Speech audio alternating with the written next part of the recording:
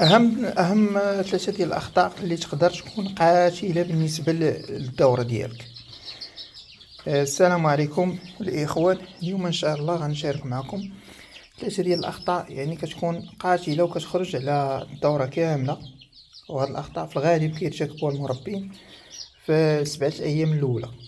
يعني في 7 الايام الاولى هي اهم مرحله في عمر الكتكوت وفي عمر الفلوس. عندنا اول خطأ هو الفرشة، يعني ما خاص الفرشة تبلل او لا تكون فيها رطوبة. الفرشة ديالنا خاصها تكون جافة 100%. ثاني حاجة او لا ثاني خطأ هو يعني تلوث الاعلاف.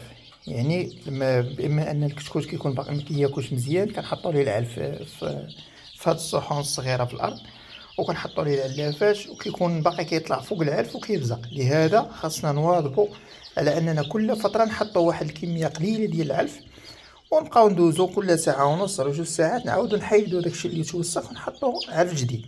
يبقى ديما عندنا العلف نقي ومزيان، لان العلف ملي كيقيسوا البراز ديال الطائر عفوا، ملي كيقيسوا البراز ديال الطائر كتبدا تربى فيه طفيليات، وهذا كيكون هو السبب الرئيسي عندنا ديال السالمونيلا وديال يعني الامراض المعويه.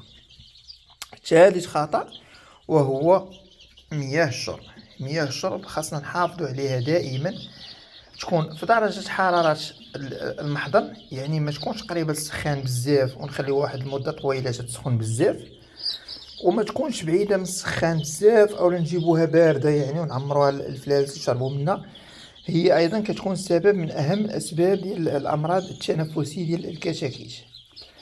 وايضا نحرصوا على النظافه ديالها، لان الفلوس كيكون باقي صغير كنكونوا حاطين ليه الشرابات محدورين كما كتشوفوا انا دايرين بلاطوات ديال البيض،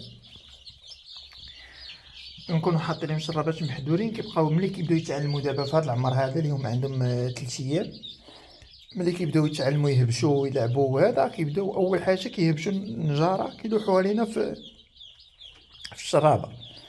هذا كيكون سبب ديال النجاره كيكون فيها البراز كيتلوث لينا الماء، وهو ايضا سبب من اسباب يعني الامراض المعويه. هي هاد الاسباب ما كتخلقش لينا مشكل في هاد 7 الايام، ولكن كيبدا معنا المشكل في هاد 7 الايام، الى درجه ان يعني بعض الاخوان اللي كانوا شاركوا معايا بعض الصور وفيديوهات ديال كتاكيت عندهم الكوكسيديا في عمر ديال 12 يوم 13 يوم، يعني البراز الاحمر الدموي يعني في المحضن كامل.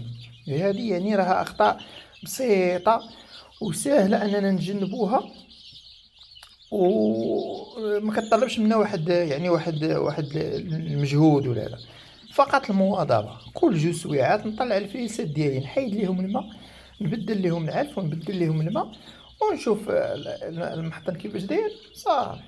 هادشي اللي كاين. وما نساوش ايضا الحراره ديال المحضن، راه كما كنقولوا دائما الحراره في هاد 7 ايام ولا 10 ايام الاولى كتكون اهم شيء، يعني تقدر تكون اهم من الماكله ومن الماء.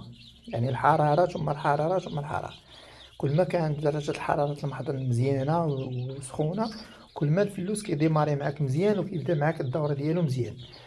كنتو معنا في القناه ديال تربيه الدجاج والنحل والمواشي والزراعه. اللي مهتم بهذا القطاع يخلي واحد التعليق زوين، يشارك معنا في القناه باش يبقى يوصل كل جديد. والسلام عليكم.